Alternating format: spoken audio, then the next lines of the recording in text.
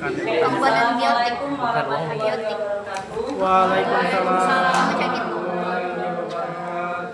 Baiklah, di sini kami kelompok 4 akan menjelaskan tentang ekosistem perairan. Di sini ada 2, alami dan buatan.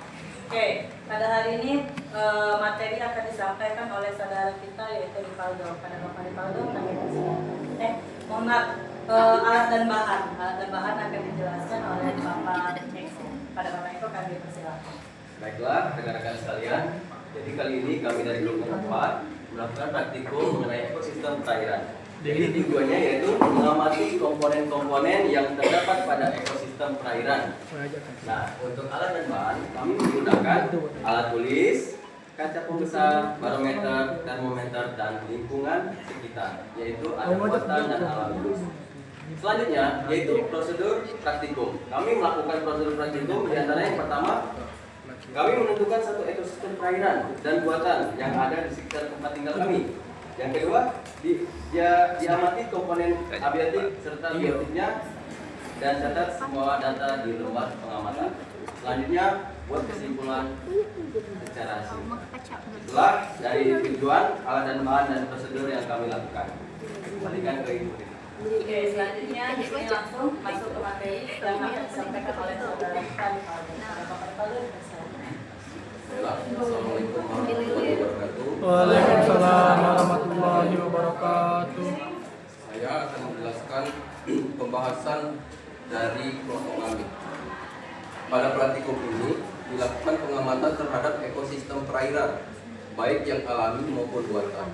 Di sini untuk yang alami kami memilih ekosistem perairan danau. Yang kedua, ekosistem perairan buatan yaitu kolam ikan. Tujuannya adalah untuk memahami komponen penyusun ekosistem serta hubungan antar makhluk hidup di dalamnya. Hasil pengamatan menunjukkan bahwa ekosistem perairan alami seperti sungai atau danau memiliki keanekaragaman makhluk hidup yang lebih banyak dibandingkan ekosistem buatan. Di dalamnya terdapat ikan, tumbuhan, air, serangga, dan mikroorganisme yang hidup secara alami tanpa campur tangan manusia. Sementara itu, ekosistem perairan buatan seperti kolam ikan lebih sederhana karena jenis makhluk hidup di dalamnya terbatas dan keseimbangannya sangat bergantung pada perawatan manusia, seperti pemberian pakan dan pergantian air. Dari hasil pengamatan juga terlihat bahwa komponen biotik makhluk hidup dan komponen abiotik faktor fisik seperti air, cahaya, dan suhu saling mempengaruhi. Jika salah satu komponen terganggu, maka keseimbangan ekosistem pun dapat berubah. Misalnya jika air terlalu keruh atau kekurangan oksigen, maka ikan akan sulit bertahan hidup. Dengan demikian, dapat disimpulkan bahwa keberlangsungan ekosistem perairan bergantung pada keseimbangan antara komponen biotik dan abiotik. Pemahaman ini penting agar manusia dapat menjaga dan mengelola lingkungan perairan dengan baik.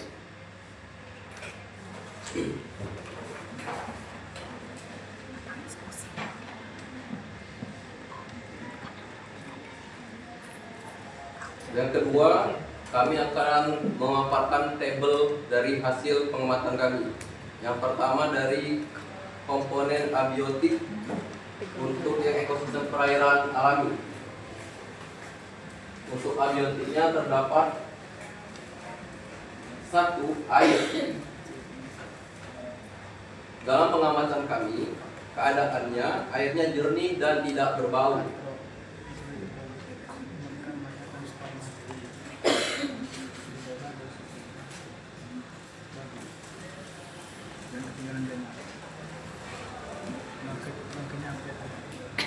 Yang kedua, cahaya matahari.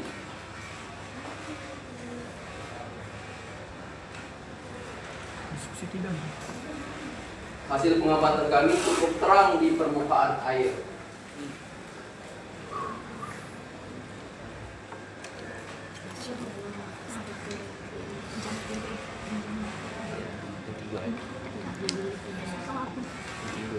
Yang ketiga, suhu air.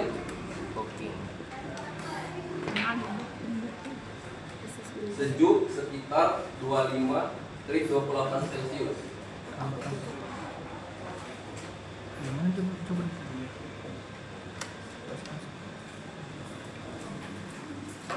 Untuk komponen biotiknya yang alami,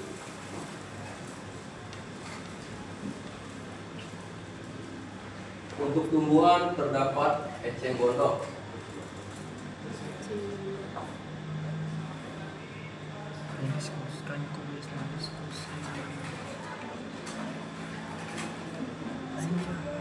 Jual teratai.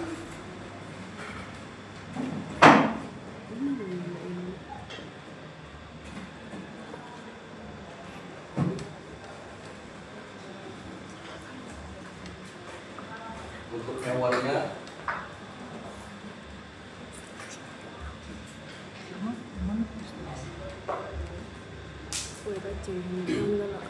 serangga air.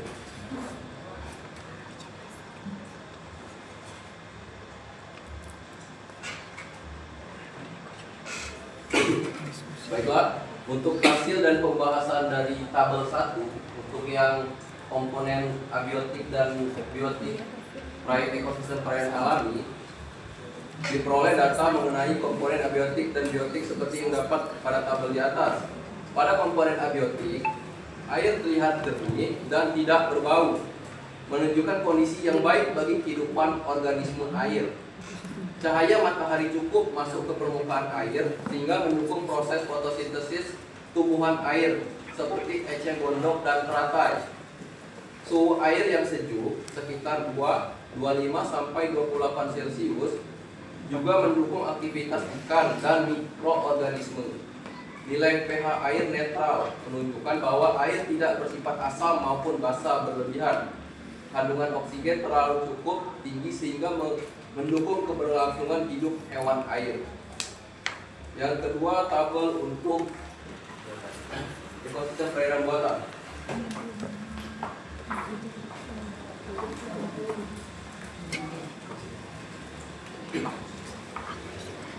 Untuk komponen abiotiknya, pertama air kolamnya,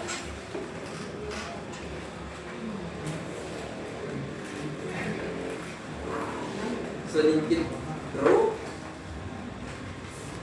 karena sisa pakan.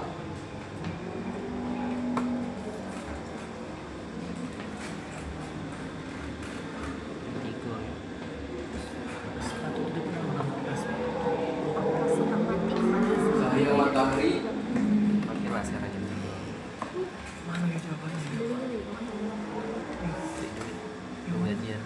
cukup untuk pertumbuhan alga dan tumbuhan air. Dari kita itu deterjen pakai ya.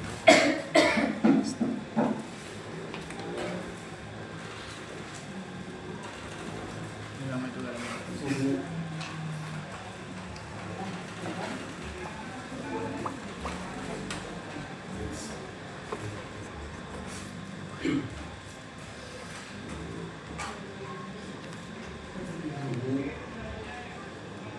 sekitar 27 sampai 30 Celcius.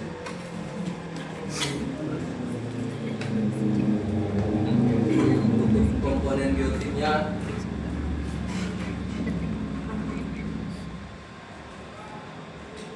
satu lumut air,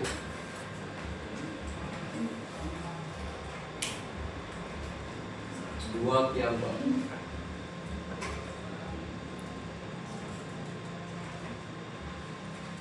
untuk hewannya ikan lele.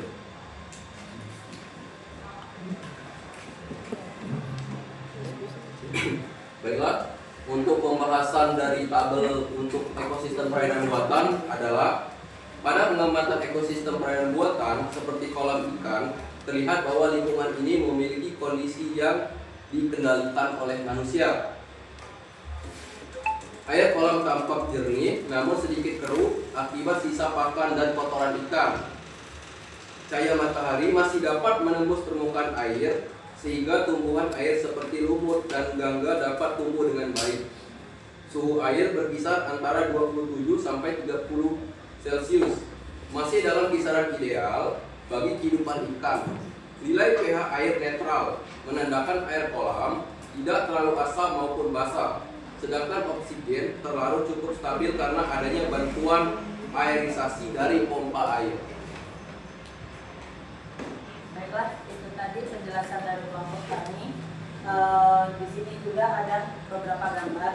Oke, yang di sini adalah ekosistem perairan yang terdapat perairan alami dan buatan.